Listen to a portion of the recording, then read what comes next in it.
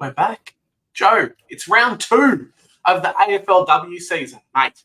These weeks, these games, they're just going so quick. I mean, I know there's reduced quarters, but can you believe we're here already?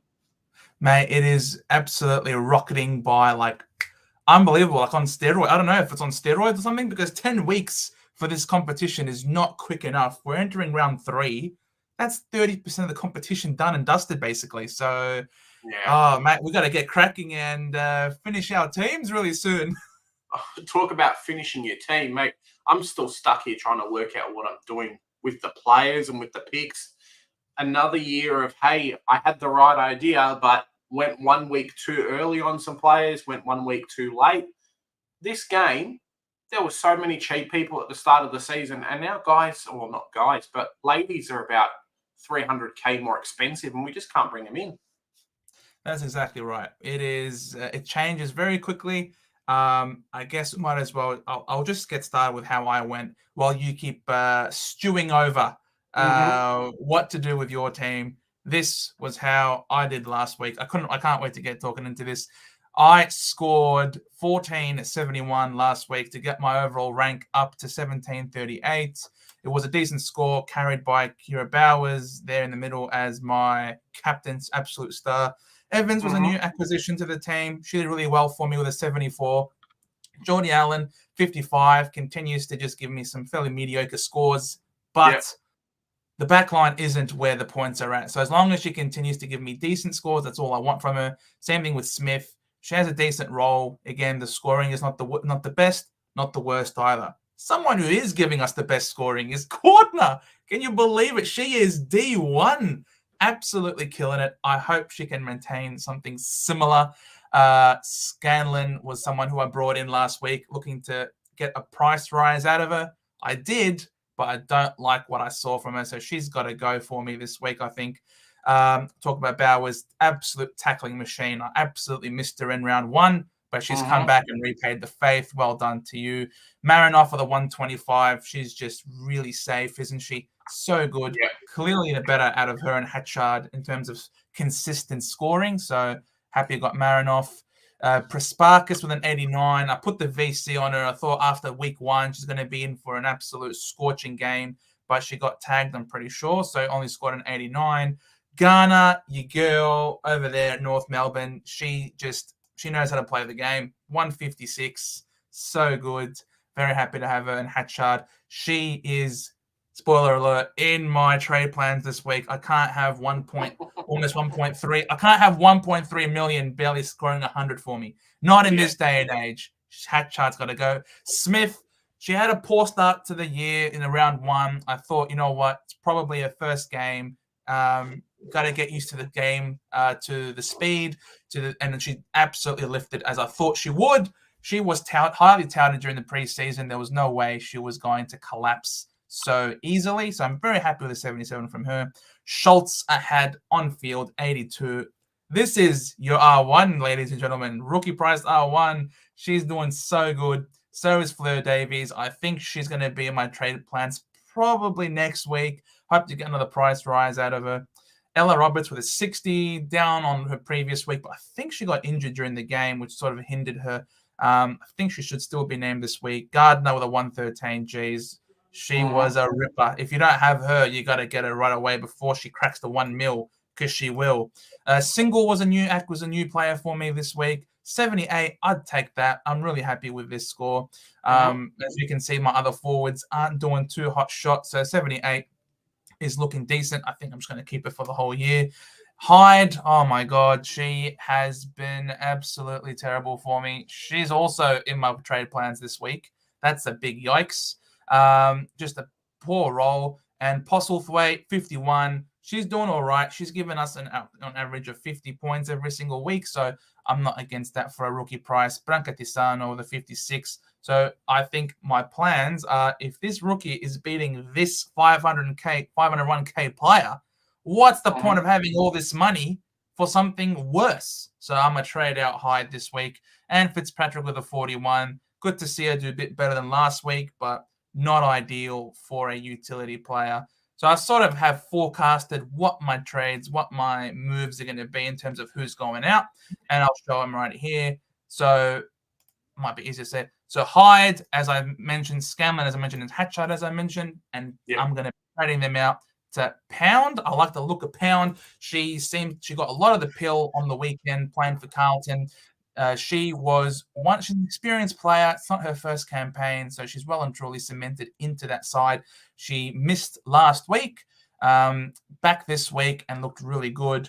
I've got Rowbottom, Hatchard. I paid up about $100,000 to get just over $100,000 to get Rowbottom in because she is the real deal. Charlie Rowbottom she's got to be top of the line. She is just too good. And there's really no one else in that Gold Coast midfield that's going to be eating into her points, eating into her CBAs. Rowbottom, I think, is, if you can get her, get her. And her fixture is also really favorable. She didn't play Melbourne at all this year. So that is really impressive. And I'm getting a downgrade target in the forward line to facilitate these moves in Kelly. She actually wasn't a 300K. She started off at about 400K, but she's lost 100,000 over the last 2 weeks. And looking at her stats, she's been pinch hitting in the ruck. So I'm thinking that not too bad to have on the bench a 300K player who could have the occasional spike game playing in the ruck to give us some money. And that allows us to have this glorious looking team. I do unfortunately have 2 rookies on field in the forward line in Branca Tisano and Postlethwaite. But if they're both going to continue to give me 50 odds, it's not too bad. They can still make me a bit more money. Next week, I might be having to facilitate doing 3 trades to get one of them up to hopefully a Hoare or a Malloy, depending on how results go this week. I've left myself with 46K in the bank. I could have gone, instead of a Rowbottom, I could have gone a Riddell, who's in hot form, but I just trust Rowbottom's output over Riddell's output. North Melbourne, as you know, is a sensational team. A lot of great players on that list. It's chock full of talent, and there could be games where she's not the one that starts. Whereas for Gold Coast, they really are devoid of a lot of talent in the midfield. They need Rowbottom to continue to score the way she's scoring, and I believe that she will. She was in my starting team in the summer, so not in the summer, before the season started, so in the winter, I should say. So I love Rowbottom. My plans for next week are to eventually try and get a Malloy or a Hoare in here, depending on who does worse, and then we'll be left with one spot left to finish my team, and that would be my F5. So let me know in the comments, guys, what you think of this. I think my backline's finished with Pound and Smith and Cordner. Nothing to set the world on fire, but I'm really hoping that this epic midfield can carry me to greatness this year. I mean, you're scoring pretty well, and you've still got, at least one person to change up in the back line and 2 or 3 to change up in the forward line. So imagine if you've got full premium across that. You'd be on fire, Joe. Do you have enough money? Do you have enough money on the bench to actually make it happen? That's the big question, right? I don't think so. I think the only way I'm gonna have to be able to do it might involve something like a Bowers down to someone a bit cheaper in order to give myself the extra money, because then again, 3 trades is a lot. So if Smith and Davies and Branca Tisano could these 3 give me an uber premium forward? It could. And then I'd be left with a Postlethwaite. I'm not sure how much money Fitzpatrick will make me. I'm not sure how much money Bush is going to make me. She's still, she hasn't made much. And I'm thinking hopefully if Kelly can give me a spike game in the ruck, get her break even down really low, she could also facilitate something. But I think I'm going to struggle with my F5. I might have to sacrifice a really expensive premium, downgrade them down to someone a bit worse to fix up my F5. Only time will tell, though. Yeah, it's a tricky one. It really feels like, as we said in the preseason, right? The people who were really expensive in the middle, get those ones in early, because it's a lot easier to make $1 million than it is to make that 1.6, 1.5 for a lot of these players now. So I think you're doing all right so far. Yeah, I'm not disappointed in the team. Obviously, I had a really high rank in round 1. I was ranked at 3,300. So we've 3,300 down to 1,700. So we're making our way up. And I'm thinking with these trades now, getting Rowbottom in, who's going to most likely outscore Hatchard every week. Getting Pound in, who's most likely to outscore Scanlon every week. And then getting rid of Hyde and putting on a rookie who's outscoring Hyde. Just using that money to upgrade my team in 2 spots, and it leaves me with really two crucial spots there. So, look, I'm not disappointed. Looking forward to what happens next week. 100%. Awesome. Now, we'll get to your team. Yeah, it's a tricky one. Let me just flip. Yeah, my team this week, it's a bit of a tricky one. I can definitely show everyone how the round went, but not necessarily my trades at the moment. I'm still trying to figure things out. Can't be like, hey, get in there, have a look, but let's look at the team anyway. Let me just quickly pull this up.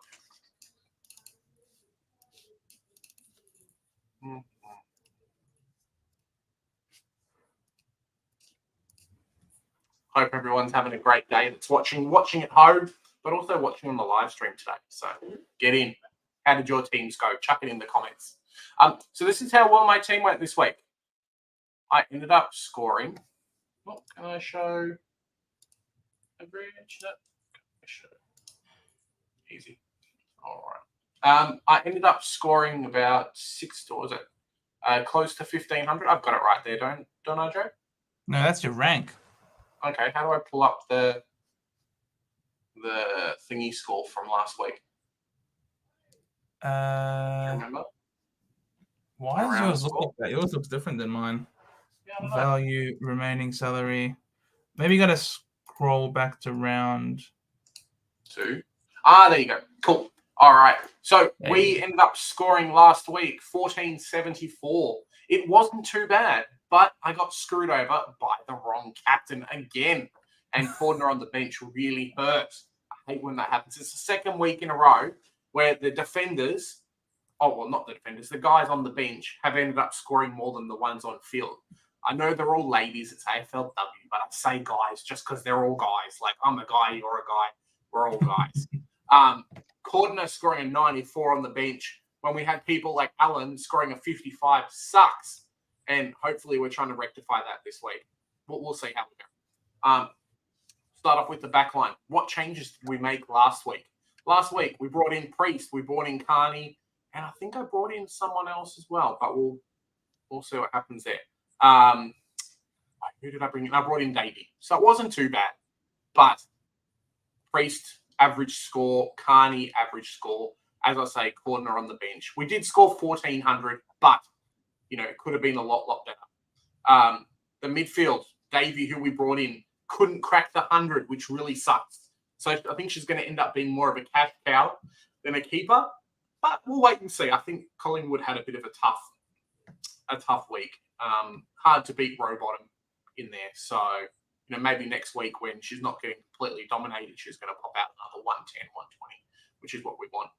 Marinoff, 125 again. Girl's a beast. Prasparkas, who we put our captaincy on because last week she scored a 140. Only scored like 90. So, sucked in for me, I guess. And then Jazzy Garner, who was my captain last week, didn't end up being my captain this week.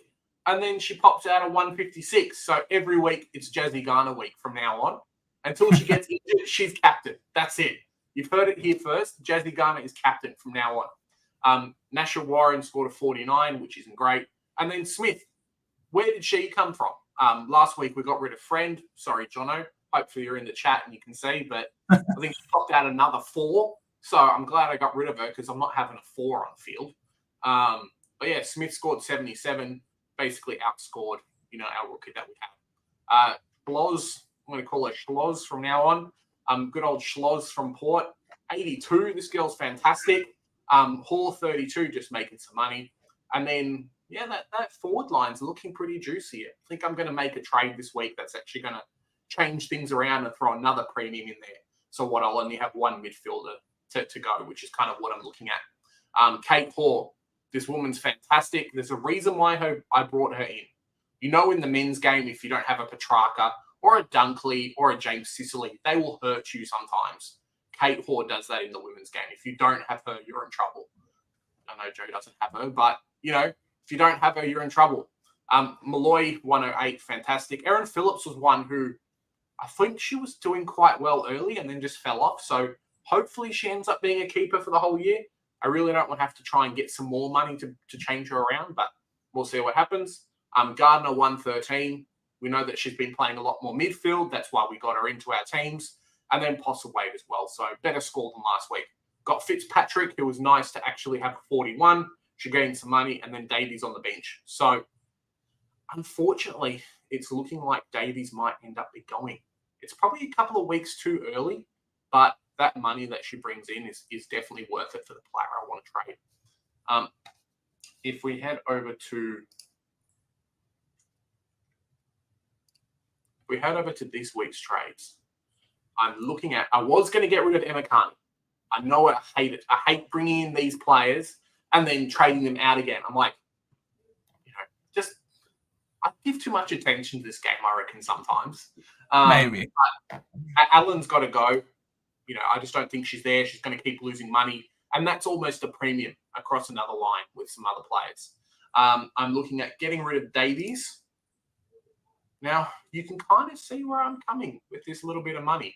But I'm just outside the money that I need. So I think I might offload Fitzpatrick.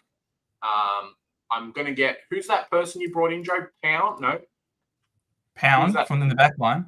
No, who's the cheap defender? The one that you were saying... No, the cheap forward from Richmond? Kelly. Oh, all right. Kelly. You got defense highlighted. There you go. That's fine. Doesn't matter. And then I need a defender. Do we have a cheap defender who we think is going to make some money? The great thing is I love this search bar. They should do it in Supercoach more often. But I can have a look. Who do we think is going to bring in some money? I always try and have a look at these players who've only really played one game, and that might be Mick Norland. Ooh, I think potentially I've got enough money for who I want to bring in. Hopefully. If not, look at that! Look at the dollars! Oh, wow. It was meant to be. He's got $0. $0 left. How good is that? All right. So if we look at the team now, next week, we have... That's what the team's looking like. It's not looking too bad. Back line's done. Forward line's effectively done. Midfield needs one player left. So I've got T. Smith, I've got Nasha Warren, I've got Hall, I've got Postlethwaite, and this new lady to finish off my back line. I mean, to finish off the one midfield spot, and potentially Davey as well. I've got to change that up. So, yeah, let me know in the comments what you guys reckon. It feels pretty good. I mean, it says I've got 481k. Refresh. I don't really have 481k. Cheating. I think the game's broken, but we'll see. It was meant to be. You Yeah. broke there. You go. $0. $0. What do you reckon, Joe? Heading into round 3, it's not too bad, right? Nah, your team's in a better spot than mine. That's for sure. I've got 2 rookies on field. You've got 1. So but you have a kick-ass midfield. So makes up for it a lot just there. Yeah. So look, we'll see how it goes. I'm betting against Phillips. I'm hoping. I'm hoping her old age sees her regress and has her losing money for her owners. But look, nah, it's a good looking team. Only I'm having just happy I've got Morrison in. Oh yeah, Smith, Postlethwaite, and Nanscorn should all 3 together be able to get you a decent mid, I think. Yeah, I think so. Hopefully Smith can pop out another 50, 60, 70. Even McLaughlin. I reckon we round 3 this week. Hopefully by round 5, I'll have a full primo team. Or be pretty close. I mean, that's 50k, that's 150. And then someone else, hopefully, I can downgrade as well. So we'll see what happens there. Yeah, I don't think I'm going to have a finished team before round 6. So I just work at getting Kira Bowers in. That's all. Yeah. She's too good, mate. She's too good. She's gonna punish you for not owning her, I reckon. Yeah, she will. But Jazzy Garner captain every week. Look, Big C done. Captain. I don't care who she's playing. She's just the captain. That's it. She's playing against Hawthorn this week. So no, sorry, she's playing against Geelong. Ghana's playing against Geelong. Ooh, seems like a tough matchup. You know which team leaks points to midfielders? Who? Geelong, baby. All right, Captain Ghana it is. Well, that's my team. Let's crack into some of these comments. What do you reckon, Joe? Before we have a look at the games that were. Very nice. We're looking here at Ben, who's asking thoughts on best 2 defenders out of Stannett, Priest, and Pound. Yeah, it's I don't think Pound can do it as much as I know you love the player. I think who is it? Is it Stannis? The one who Stannett. I would have loved to bring in last week. I could have done Robot and her and another player.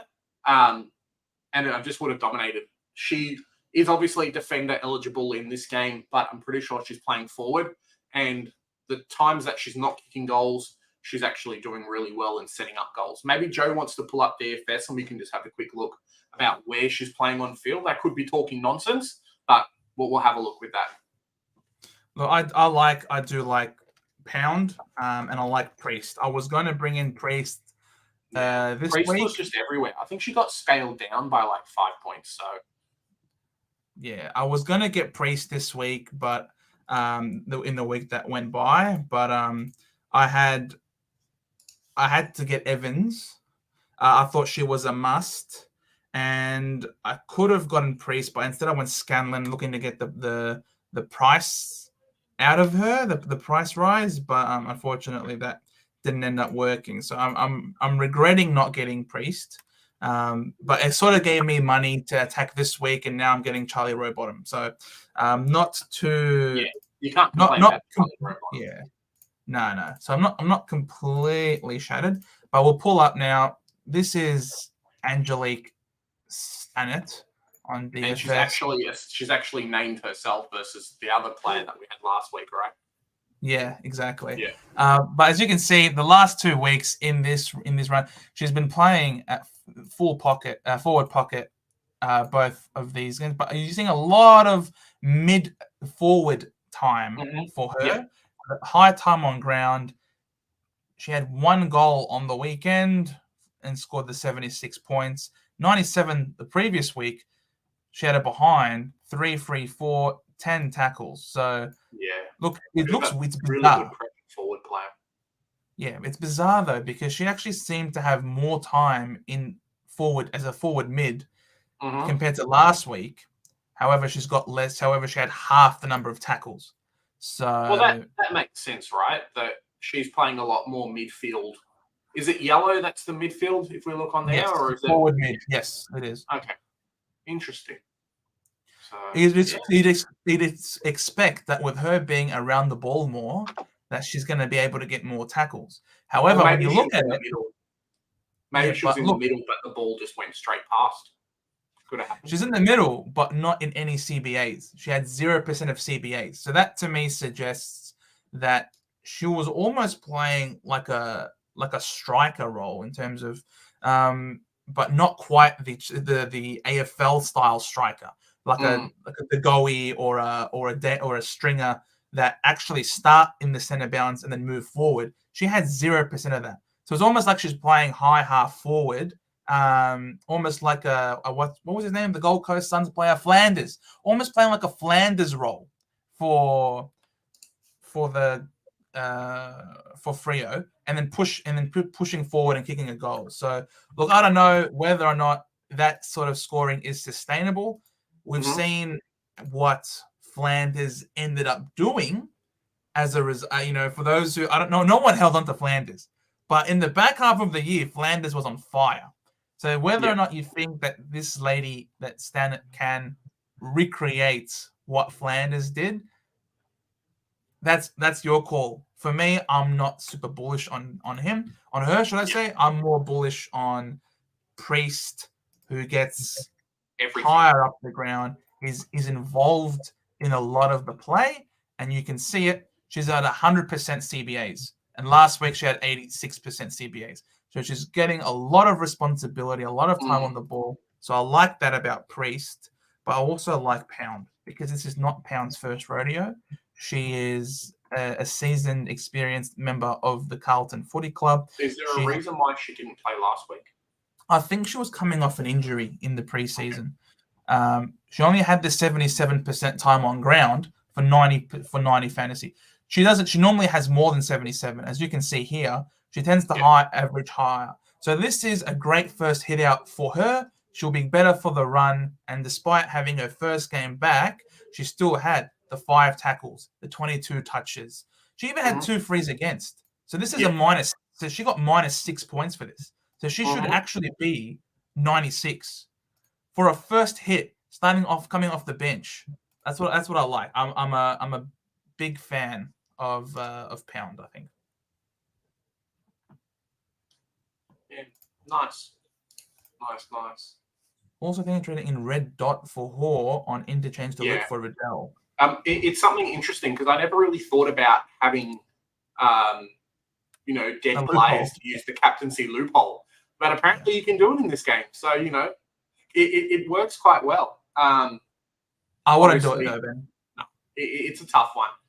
I think sometimes you just have to pick the player that you want. I think Tate Hoare is going to be fantastic against the Bulldogs, who from memory don't have that great of a defense. So we'll wait and see what happens, but it's going to be tough. Now, Erin Hoare's one who, I mean, it's not Kate Hoare, Joe. I think you're talking about Kate Hoare, but Erin Hoare, she hasn't lived up to the hype as much. I think she was first round pick or not even number 1. She hasn't been scoring as much as some of the other players. No, I think he means Erin Hoare because he's got Hoare, the way he spelled it, Hoare, and on interchange. But he's probably talking about Erin Hoare, the Geelong player who's sitting on his bench. Offload her for a dead rookie and then just have a loophole every week, you mean? Yeah. I personally wouldn't do it, Ben. I think it's a really short season. We're trying to get a full premium team. You need money. I think you can just back in one Uber. You can even just back in Marinoff every week to be as your captain. If you haven't got Bowers, you can just leave the C on Bowers every week. I mean, you've paid up big bucks for these Uber Primo mids for a reason. I wouldn't be wasting a spot on my bench that could be giving me precious cash gen in order to facilitate finishing the team. It's only 10 weeks, and we're now entering week 3, Ben. We don't have much time to finish this team. Yeah. I think the same thing happened with the Mariah's Magic game last year with us was like, round 9 and 10. Like, yeah, cool, the season's over, but then we could finish our teams. It's really punishing this game if you don't get the good rookies in. And being able to fluctuate with the cash and saying, okay, I can make 20 points here if I do something else somewhere else. It's kind of why I got rid of Bowers, because she was so expensive that it allowed me to put cash in other places. But, I mean, she's a ruckman, right? If she's not playing 84% CBAs, like, you're in a bit of trouble. No, but it just means that she's the number 1 ruck. This is something that you can back in. Like, she's sitting on the bench. She could have a spike game and give you, and then reset that cash gen. So I don't know. I wouldn't have Hoare anywhere close to your field this week because North Melbourne's rucks are just going to slaughter them. But yeah, outside of that, a little bit of a cash cow. Offload her at 500k if you can. Right. Any thoughts of Supercoach? No, I'm not thinking Supercoach at all, Jono. I am trying not to, but. Stack your defense, stack the mids, go cheap in the forward line. That's the plan. Guns and rookies, baby. Guns and rookies, 100%. Ben again. Also, Ella Roberts or Phillips a trade if I can get single, or will they bounce back? Nah, Ella Roberts, I think, will bounce back. Phillips, I'm hoping, doesn't bounce back, but look, she's a gun. I think she'll be fine. Yeah. Oh, they got smashed. They got smashed on the weekend. What was the difference? If you pull up Erin Phillips, what was the difference between last week and this week? Look, she had more time on ground, more CBAs, more frees for, 2 less tackles, 6 less marks, and way less disposals, eight less disposals. So that's acceptable because when you look at the Brisbane versus Port Adelaide game. Where was that? Brisbane smashed Port, right? Yeah. So it was a demolition, and it all came from the midfield. They had almost 400 more super fantasy points Brisbane's way instead of Port's way. So look, it makes sense from that perspective why Phillips' scoring was low compared to the previous week against Adelaide. It makes sense, and it's what we were talking about before off stream. Was just it's another case of expansion team versus established team, right? Like the Brisbane team, yes, they've been hemorrhaging players like Gold Coast in the last 5 years, but they've still got their established guns, and they will dominate against these kind of starting teams. I know Port Adelaide, this is their second year in the season. There is going to be some teething problems. They will get smashed a little bit like this. And if they're not getting the ball straight away, if Phillips maybe has a tagging role against an established player instead of, what she's had, that could be a good reason for the points coming down. But she's playing majority mid, so the points will come. We want to stack the forward line with guns, and it's Kate Hall who Joe doesn't have, and then it's going in here and picking these midfielders who are allowed in the forward line, just like Supercoach. Exactly. Whereas when you look at single, look, she's going to give you decent scoring. I'm not going to. That's why I traded her last week. She'll be all right because she's getting ample CBAs. And she's playing a lot more mid because they've lost some talent over the off season to other teams. They're really relying on her and Rowbottom in the middle. They are their best scorers. She absolutely flourished on the weekend because they smashed West Coast. She had 19 touches, only the 5 tackles with 82% CBA. So only the 78 points and a smashing probably isn't the best sign. And then against Carlton, she scored 80 points. So she's going to roughly give us 79 odd points every week, which isn't crazy, right? So I'd back in. It's still decent. Don't get me wrong, but it's not crazy good. No, she was always a cash cow player. It was never going to be someone who you could keep all year. Maybe she gets to like 800k with another good score and something else maybe to 900k, and you can sideways her to more of a keeper. But I'd be more confident with Phillips at like an F5, F4 position than single for the rest of the season. I think the quality will start coming through towards the end of the season, like we've seen Supercoach. And it's kind of, look, you've got a rookie that's scoring well versus what it is now. Causa, with Carney, had a lot of time on the bench at the crucial time of the game. Yes. Yeah. And I don't think she was pushing the ball as much forward. Maybe Joe can just pull her up and we can have a look. Yeah, sure. But yeah, I don't think she was pushing as much time forward or setting up goals like she had in the first game too. So that kind of could show why it happened. Oh, it says here that she was playing a lot more forward mid. Yes. Even had a stint in the forward line. Well, they just weren't getting the ball. When you're a defender, I think we're pretty lucky. I mean, like, how we've had in Supercoach, I'll go back to that game, where Hawthorn, maybe not Hawthorn's a good example, but Geelong's dominating and the ball's just forward of centre and then Tom Stewart never gets the ball. That's kind of what it was like for Emma Carney. She had to push that far up the ground because bloody Carlton couldn't get the ball past halfway. So, I mean, what are you going to do as a defender, right? Of course, she's more forward than back. Yeah, exactly. Yeah. But you look at her, she had no kick-ins this week compared to the week before where she had 4. Right. And she had no CBAs. St Kilda kicked like 2 goals. That was it for the whole game. There was no kick-ins because the ball was not there. Like I don't think anyone on the team had a kick-in. Yeah, I know, but she's lost points from that. That's a source. That's a source of points that she doesn't have this week, right? Yeah. Because they smashed them so bad. Emma Carney is still a gun. She's still a lock for top 6. Yeah. Ella will turn it around and will bite you in the bum. You heard Jono. There you go. Ben, yep, it's just if Pound can score high with the Cashin and Priest had one. Yeah, 100%. That's why I like the both of them, Ben. That's why I like them. Gun trades. You could even field Smith in the mid. I think I've just moved Smith to the mid. Only 200 points away from top position, or 300 points now. So it's not too bad. Amusement Productions. First time seeing you. Welcome. Coming 11. Ooh, would have been equal first. Well. Mate, doing pretty you're well. still in it. You're still in it. Don't worry. Still 9. Not 9. Sorry, there's still 7 weeks to go. You'll be right. 11th is a sensational position to be in. Let us know if you've got any questions about any trades that you want help with, mate. It's crazy to say. I'm looking at the rankings, and there's some teams here that have. What did we start off with? $15 million team? Was that what it was? Or 16 million? Do you remember? No, I don't remember. I feel like it was 15 million or something close to that. Let's say it was that, right? There's teams here that are $18.4 million. Yeah, like, it's insane. Like, did you just go and pick every cash cow and you just lucked out? Yes, probably. It's bonkers, man. Absolute bonkers. Some of these teams just got Anthony on the bench, just chilling. Like, oh well, it doesn't matter. Cause I wish I went Nans Gorn to Anthony and I could have kept heads, but didn't do it and traded in Lister instead. Yeah. Unlucky. That's unlucky, Causa. That's unlucky.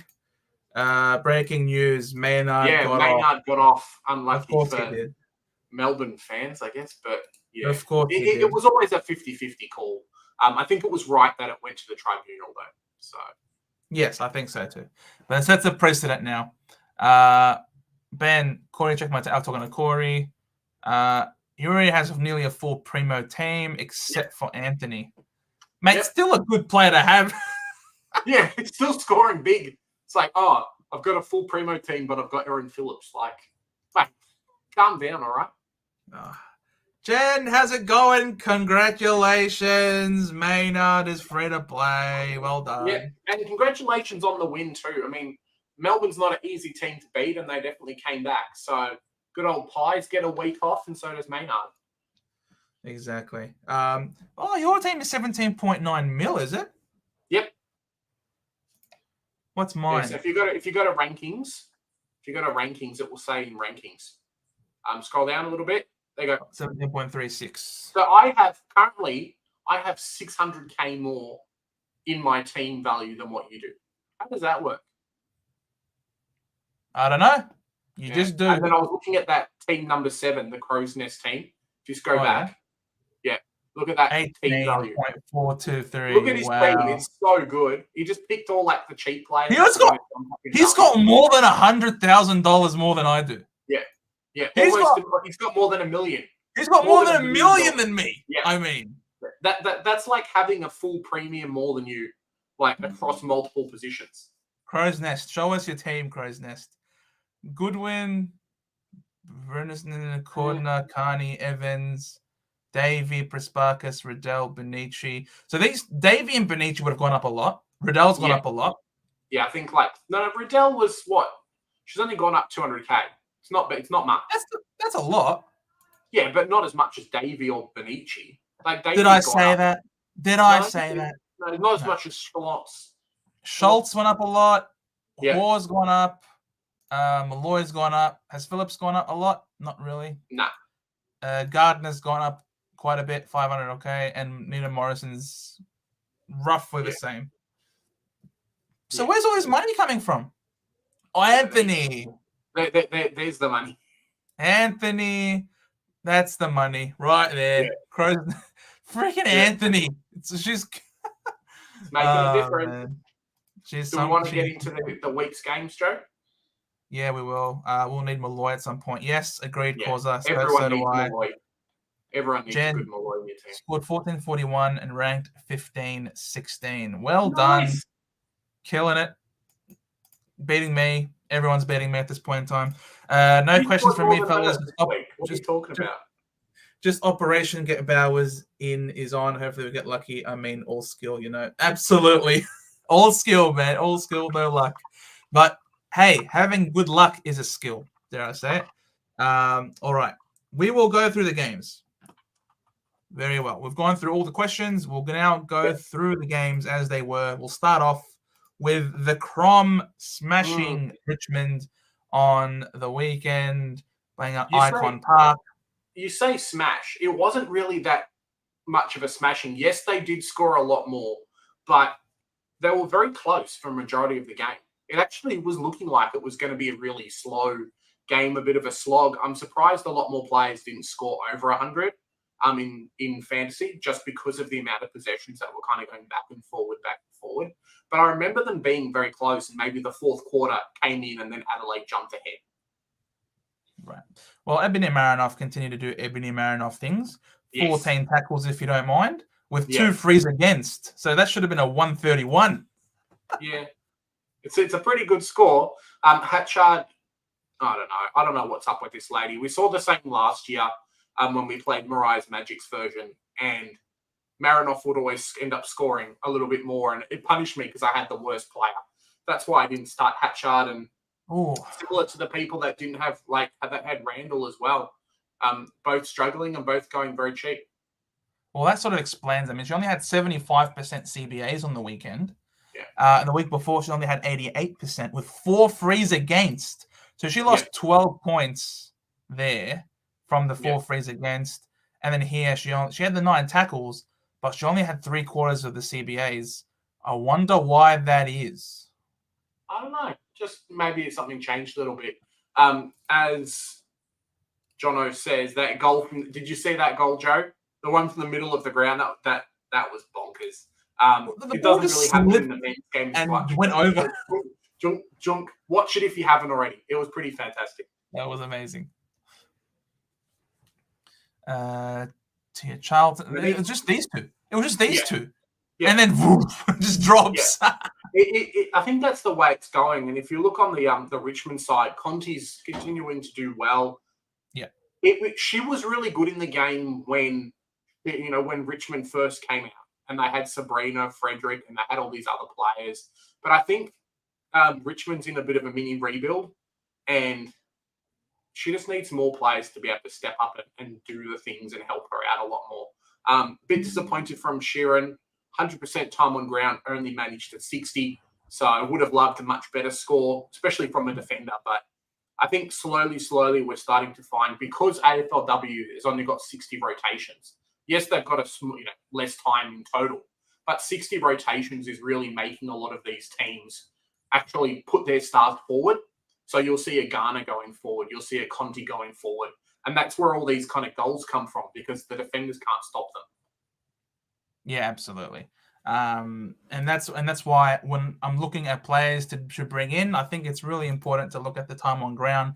And if you're seeing someone with a really high time on ground, I would suggest that they got really good fitness, and players that are going to are not sitting on the bench, they're resting forward. So if you want to know which players are resting forward, it's the players that have the high time on grounds.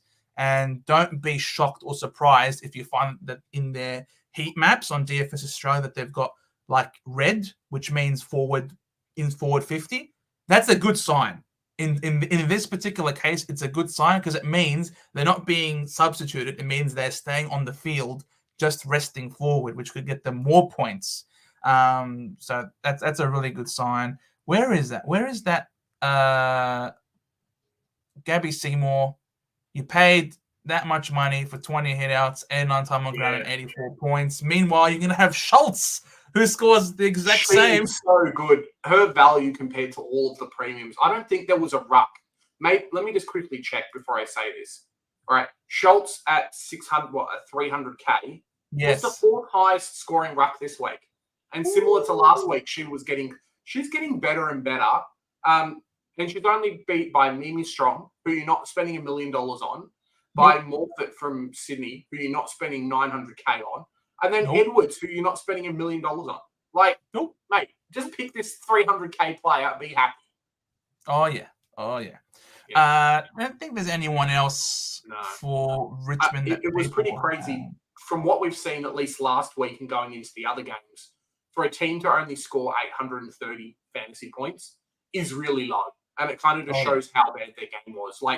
Over 1,000 seems to be the norm. I think maybe there was 1 week, one team maybe, but to only score 830, it's pretty terrible. That it is. So we'll then move on to the next game, where we go to a smashing of Gold Coast over the West Coast Eagles. 99 points for the Suns, led by Miss Charlie Rowe Bottom, absolute superstar with 144 points, leading the way with 10 tackles and 33 disposals. She's one that I really want in my team that you probably can't afford anymore unless you offload another premium like a Davey to bring her in, because she's going to be 1.5 million in probably next week.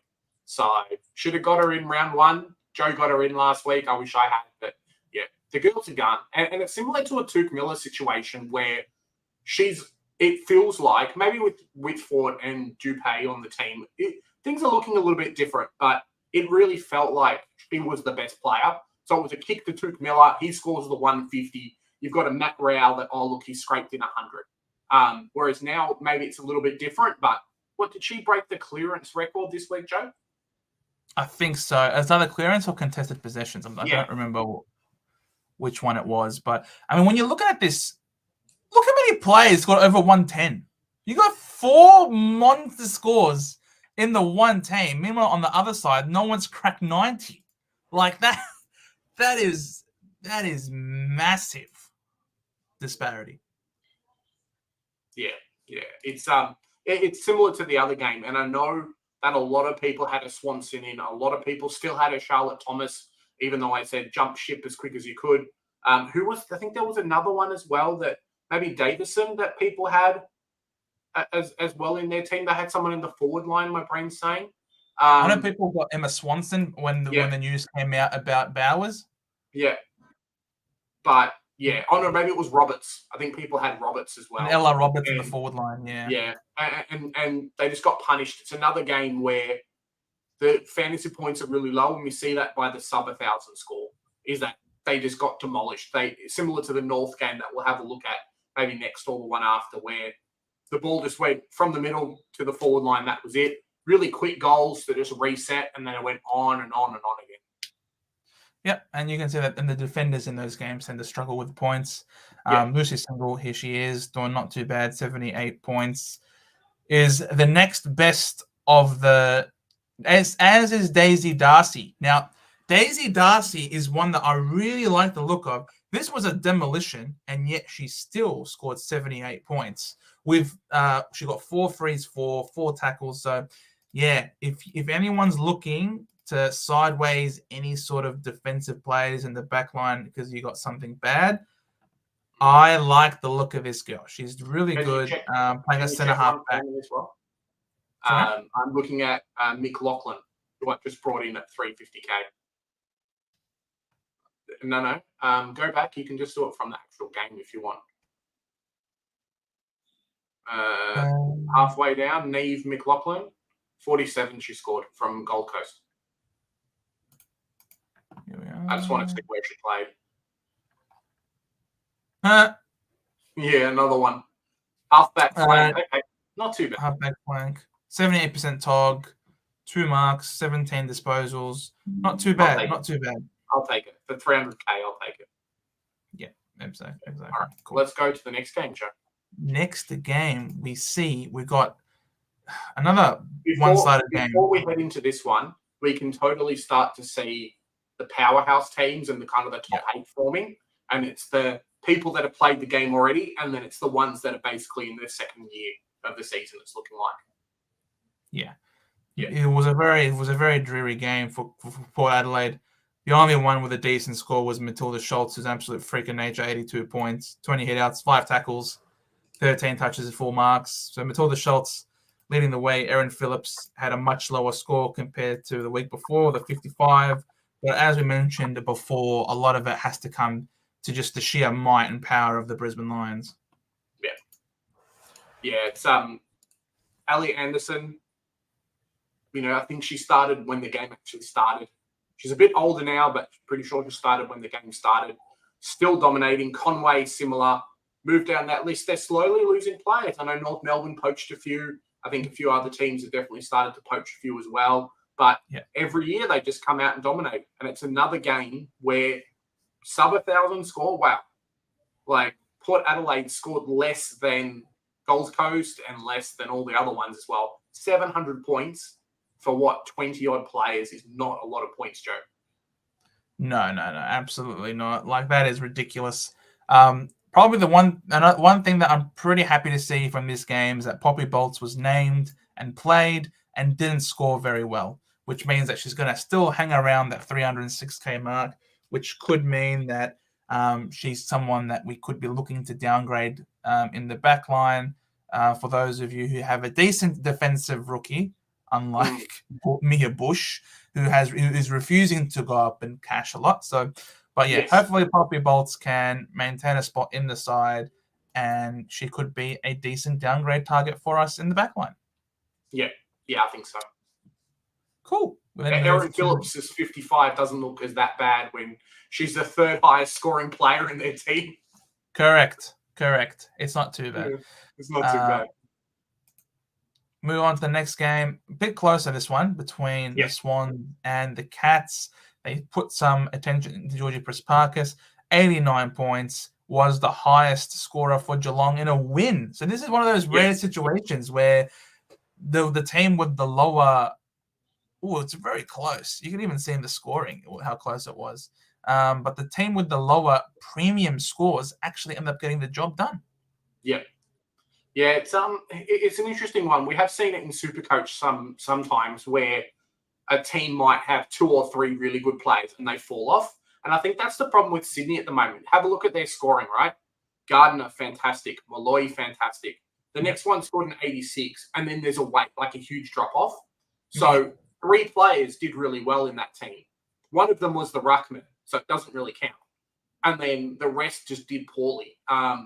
Geelong obviously was a little bit more even though their scoring was less. So I think it might have just been a hard-fought win for them. Yeah, I mean, Prespakis only had 15 touches. Yeah. All of her points. Oh, yeah. The majority of her points came from the 12 tackles that she had. So you can see that it was a really hard-fought game.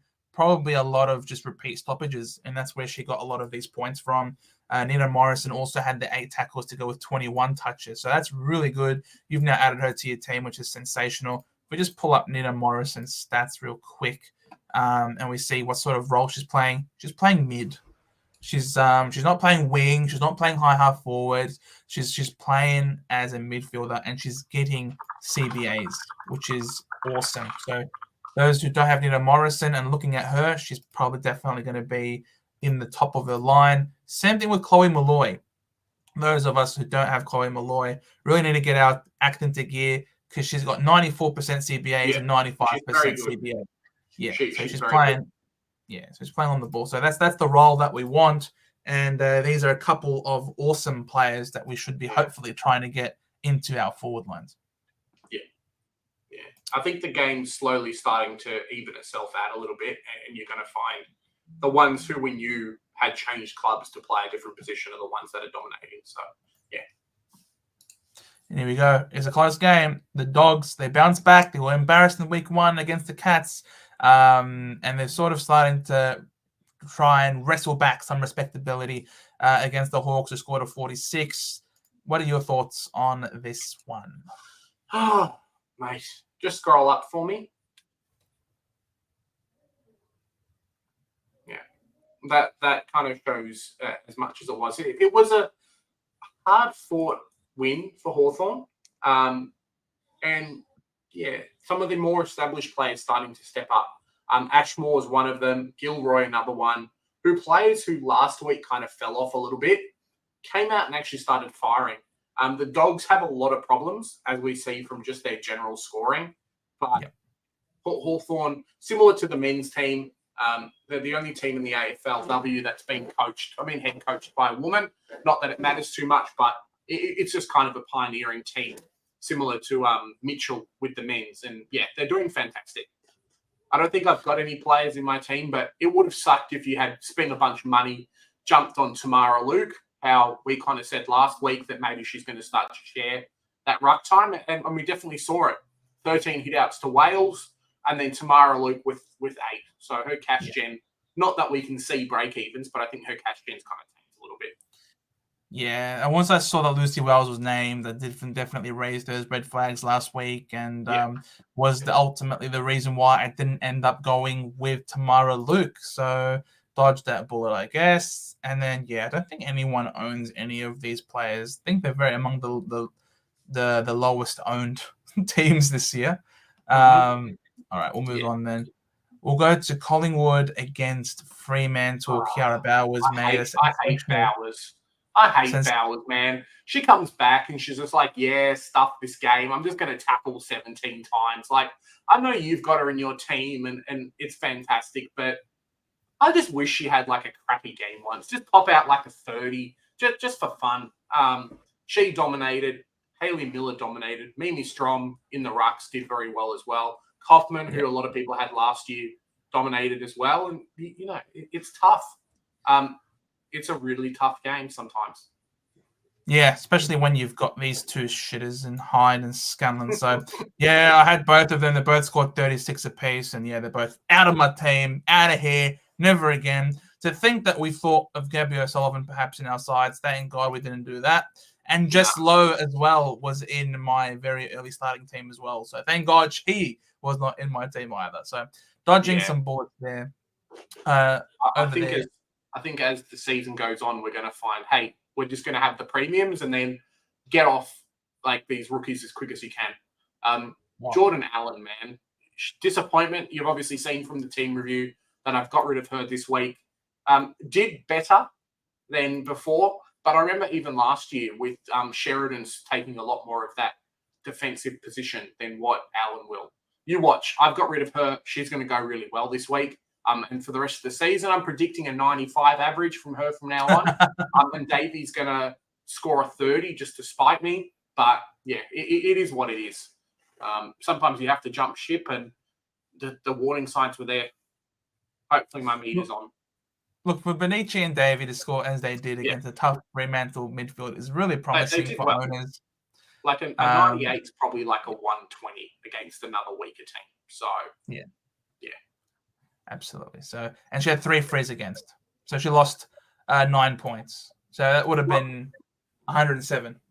One of the big takeaways that I'll have for next season is pick the players that tackle a lot. Because if you look at both of these teams, like the top 4, top 5 from every team, yes, good, but even just look at Frio's one as well.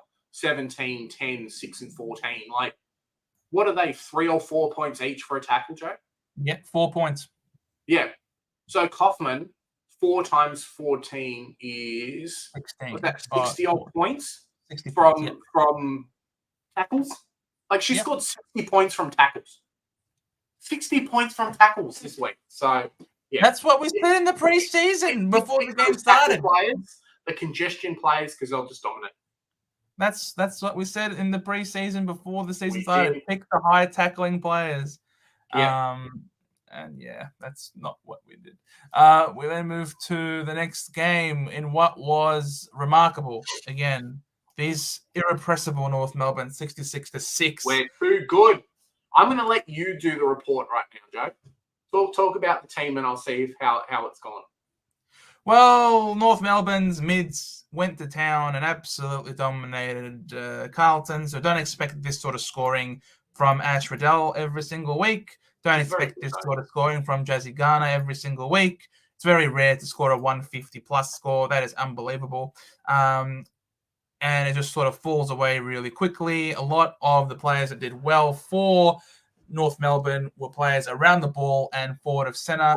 Yes, of course you do, Causa. You barrack for North Melbourne. No surprises there. Meanwhile, over here for Carlton, the best players on the field were the rucks, the mids, and the defenders.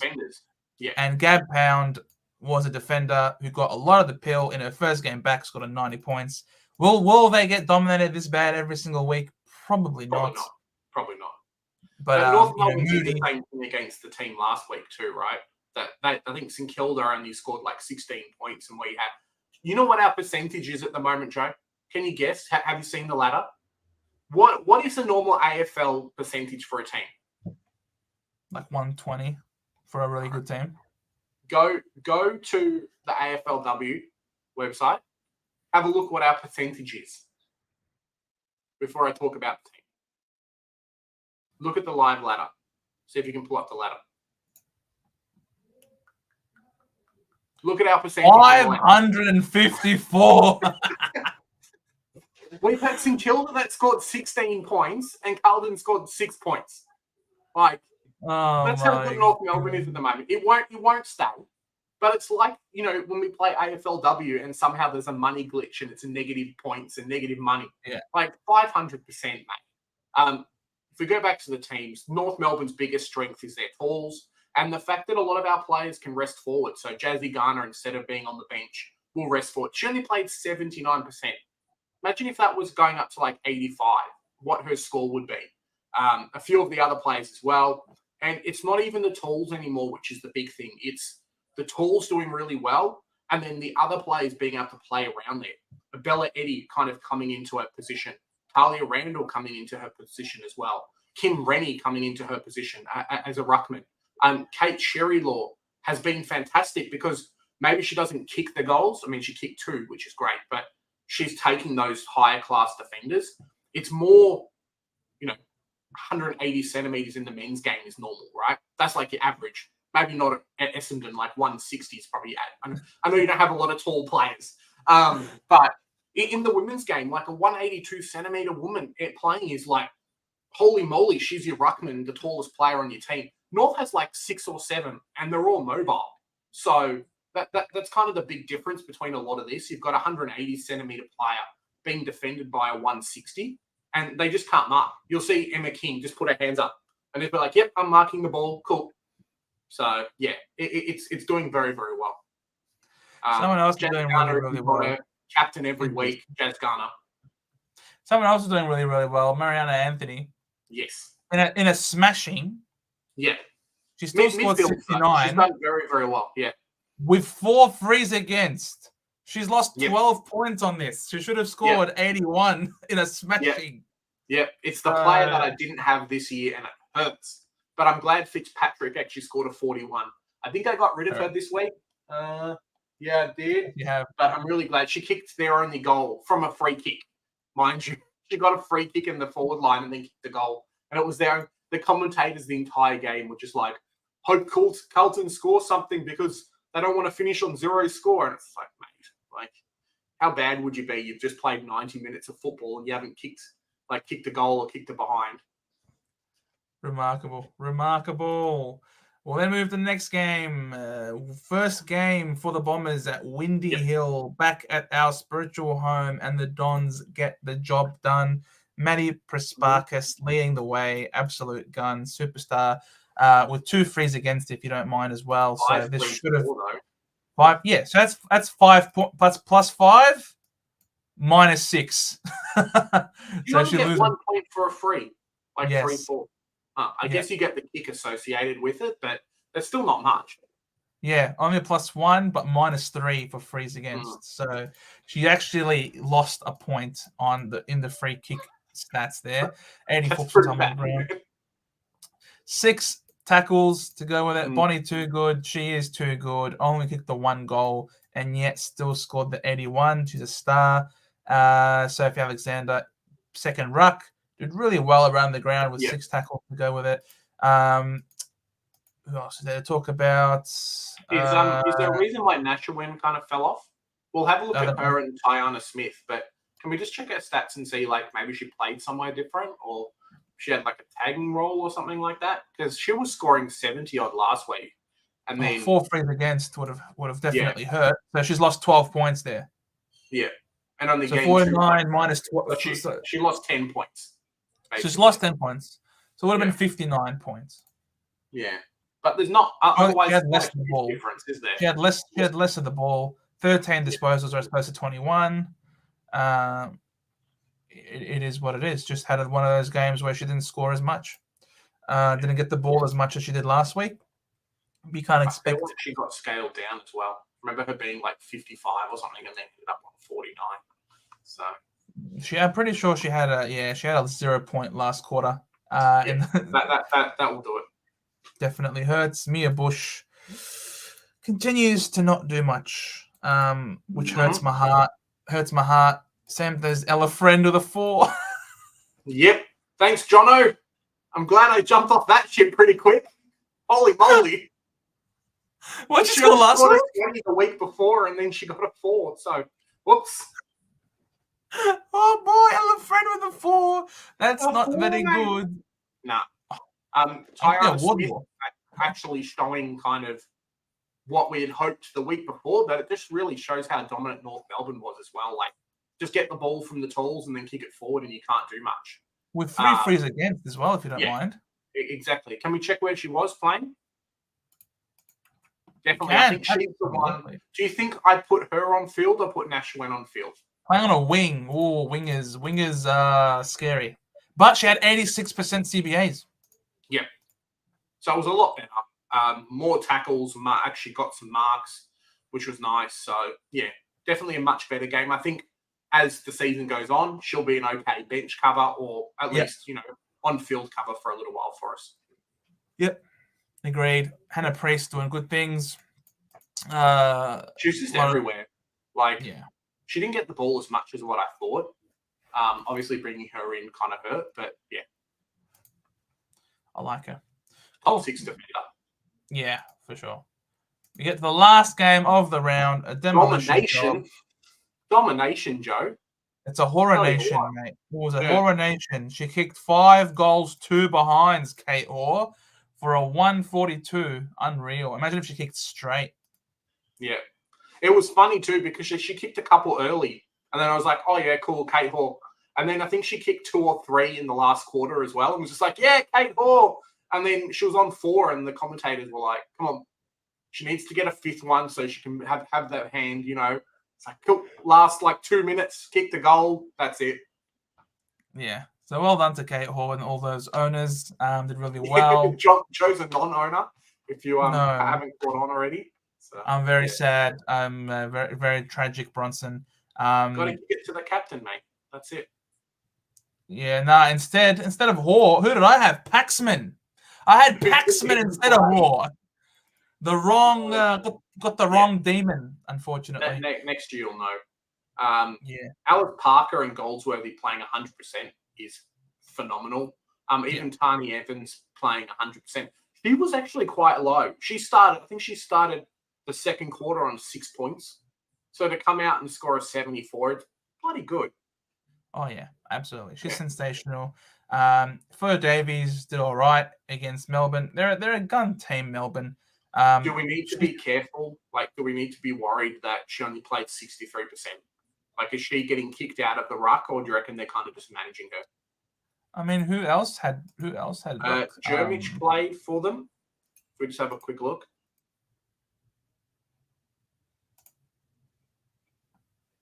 GWS, yeah. So I think there's been a couple of them. So Jermich took quite a few. And then, but she had more ruck contests this time than last week.